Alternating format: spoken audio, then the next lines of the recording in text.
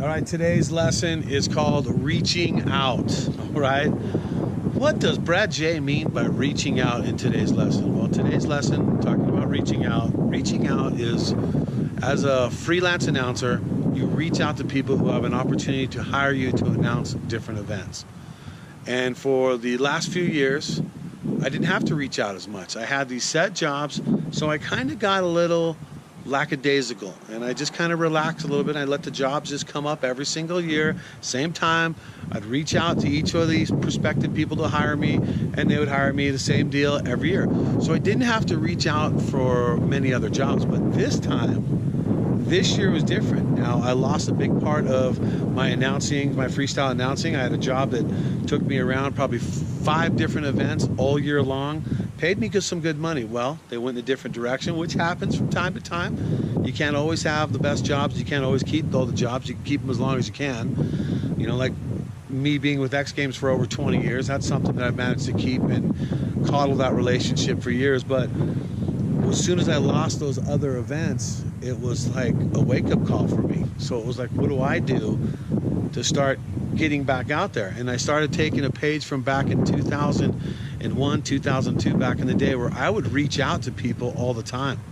So I would reach out to anyone who prospectively could hire me to announce an event. That's when I would reach out. And so by reaching out to people, that is how you can continue to get jobs. So what happened with me was this year was all of a sudden I lost 4 to 5 jobs. So what am I supposed to do? Well, I just started reaching out. I started networking. I've always networked, and that's always helped me get jobs.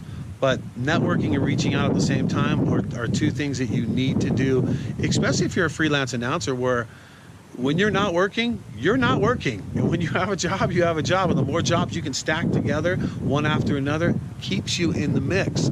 So when you already have a ton of jobs, you don't reach out as much, okay?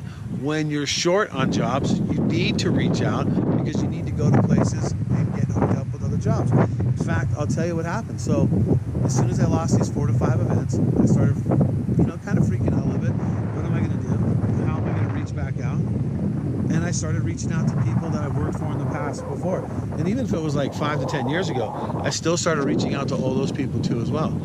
And guess what happened? As soon as I started reaching out, I started getting people calling me back and offering me work.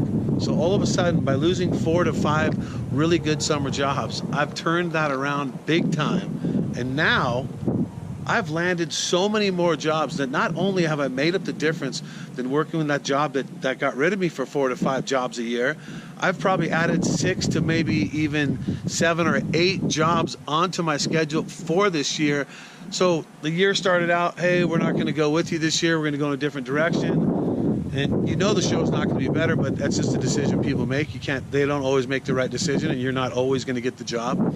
So what I did was I started reaching out, and I started reaching out to everyone I'd worked with in past jobs just to try and secure more work. And as a freelance announcer, that's the trick. If you could secure 2 to 3 jobs a month where you go out for 4 or 5 days, come home, go out for 4 or 5 days, come home, that's enough to not only take care of all your bills, your mortgage, whatever your payments are, family, it doesn't matter. You can pay all that. Now, there's 12 months in a year.